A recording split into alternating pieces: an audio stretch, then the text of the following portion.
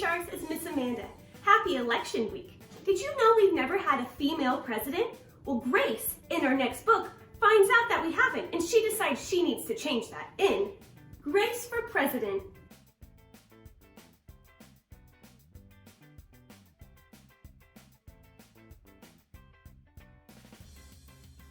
Grace for President.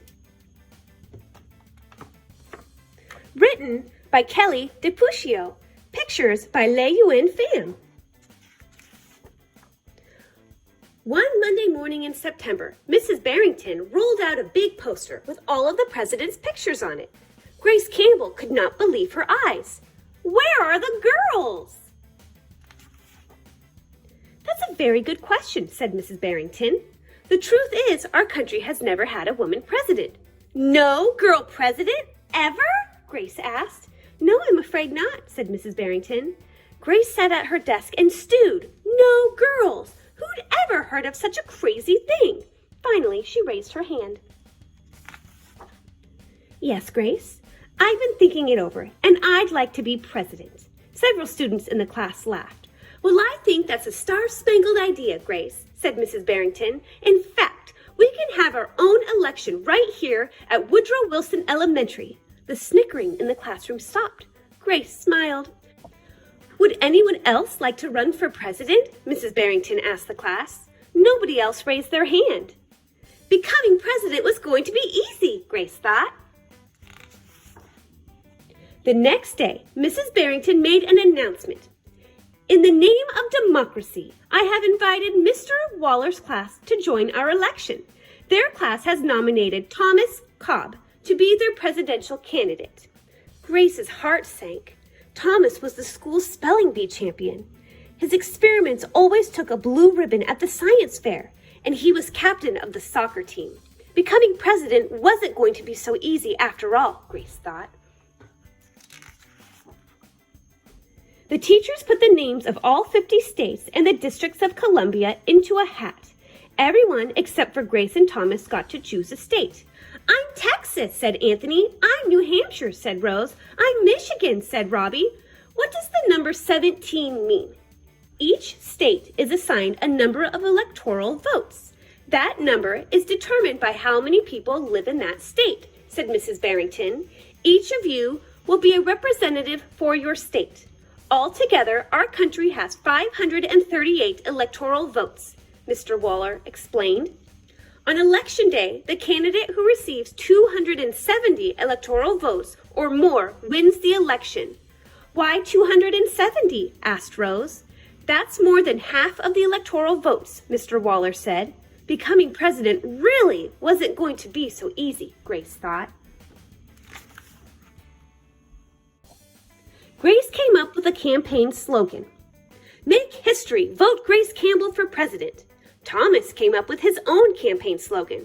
Vote for Thomas Cobb, the best man for the job.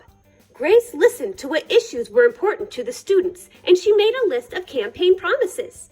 A peaceful school, no bullies. A cleaner school, no littering. Better hot lunches, no more fish stick tacos. Thomas made his own list of promises. Free tutoring, free soccer lessons, fish stick tacos every week. Grace made campaign posters and buttons. Thomas made posters and buttons too. Each week, the teachers set aside time for the candidates to meet with their constituents. Polls were taken. Voters were making their choices. Grace continued to campaign. At recess, she gave speeches. During lunch, she handed out free cupcakes. After school, she held rallies. Meanwhile, Thomas wasn't worried. He had cleverly calculated that the boys held slightly more electoral votes than the girls. At recess, Thomas studied his spelling words. During lunch, he worked on his latest science experiment. After school, he played soccer. Even before the election, Grace had made good on her promises. She joined the safety squad. She organized the school beautification committee, and she volunteered her time in the school cafeteria. In early November, Woodrow Wilson Elementary hosted a special Election Day assembly. Grace and Thomas took their places on stage as the school band began to play. Henry was the first representative to approach the microphone. The Yellowhammer state of Alabama cast its 9 electoral votes for Thomas Cobb. Fletcher said, "The last frontier state of Alaska cast 3 electoral votes for the best man for the job, Thomas Cobb." Hannah called out, "The Grand Canyon state of Arizona cast its 10 electoral votes for Grace Campbell." And so it went. State after state after state cast their electoral votes. The scoreboard in the gymnasium kept track of the totals. The voting demonstration was quickly coming to an end. Clara approached the podium. The Badger state of Wisconsin cast its 10 votes for my best friend Grace Campbell. Grace looked at the scoreboard. Thomas had 268 electoral votes. She had 267. There was only one state still unaccounted for, Wyoming.